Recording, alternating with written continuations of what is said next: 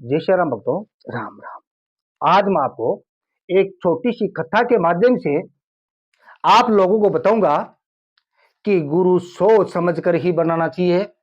बिना सोचे समझे कभी भी किसी अनजान गुरु को गुरु नहीं बनाना चाहिए। एक कथा के माध्यम से अगर आपको बताऊंगा तो आपको पूरी बात समझ में आ जाएगी।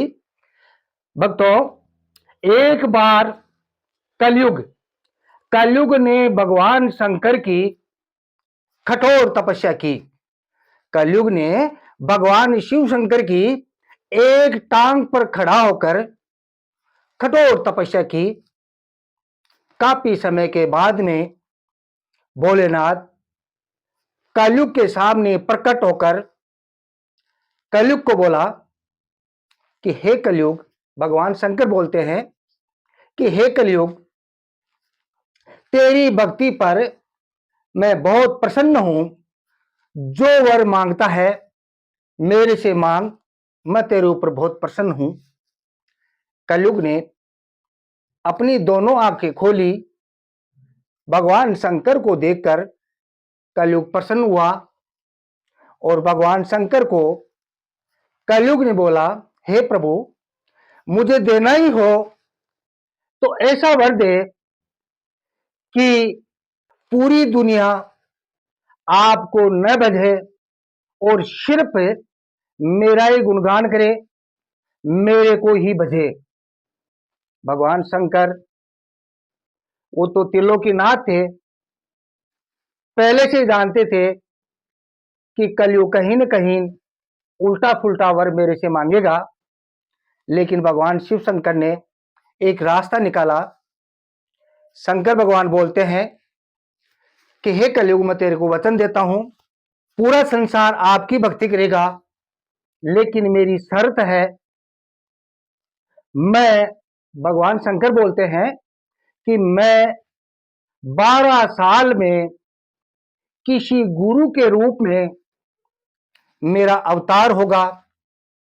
अगर कोई भी जीव प्राणी मनुष्य अगर मेरी शरण में आ गया तो उसका बाल भी बांका नहीं कर पाएगा। जय श्री राम, जय श्री राम। कलयुग ने भगवान शंकर की बात मान ली कि हे प्रभु, ऐसा ही होगा। जो आपकी शरण में आ गया मैं उसका कुछ भी नहीं बिगाड़ सकूंगा। कलयुग बोलता है, हे प्रभु, मेरा दूसरा वरदान यह है कि मैं हर 12 महीने में यानी 1 साल में किसी गुरु के रूप में अवतार लूंगा। अतः आपका अवतार तो 12 साल से होगा और मेरा अवतार 1 साल से होगा। किसी गुरु के रूप में मैं अवतार लूंगा, अतः आपको कोई ढूंढ नहीं पाएगा। अतः भक्तों, मैं आपको यह समझाने की कोशिश करता हूं कि इस संसार में सत्यवादी गुरु भी है, भगवान भी है, सत्य पुरुष भी है, सत्वंती नारी भी है, लेकिन अपन पहचान नहीं सकते। अतः किसी का नाम न लेकर मैं आपको यह बोलता कि मेरे जैसे बहुत ऐसे बाबा है तो कलयुग के अवतार है और भोले भाले भक्तों को उल्टी सुल्टी साधना बताकर उनका टाइम खराब करता है। ध्यान रहे भक्तों, कुछ भक्त लोग ऐसे वीडियो बनाते हैं, एक सग्रेट से शक्ति दौड़कर आपके पास में आ जाती है। ऐसा कभी नहीं होता। साधनाएं करनी पड़ती है। हमारे ऋषि महात्माओं ने बहुत तप किया, जब ही साधना उनको प्राप्त हुई थी। उन भक्तों से मैं निवेदन करूंगा, जो आप गलत साधनाएं आप जनता में भेजते हो, जनता में गलत प्रभाव पड़ता है। सही साधना भेजो, आपका भगवान भला करेगा। अगर गलत साधना आप भेज रहे हो तो आपके मरते समय में कीड़े पड़ेंगे। ध्यान रहे भक्तों, गुरु हमेशा सोच समझकर बनाना चाहिए।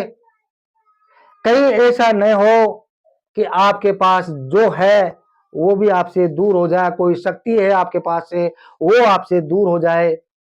उल्टी सुल्टी साधना मत करो। हाँ, साधना आप कोई भी करो, चाहे आप करवे की साधना करो, चाहे भूत प्रेत की साधना करो, ये नहीं बोलता, लेकिन इसका विधि विधान से साधना करोगे तो भूत प्रेत भी आपकी मदद करेगा। अगर विधि विधान से अगर कोई प्रयोग नहीं करते हो तो आपका बहुत बड़ा नुकसान हो सकता है।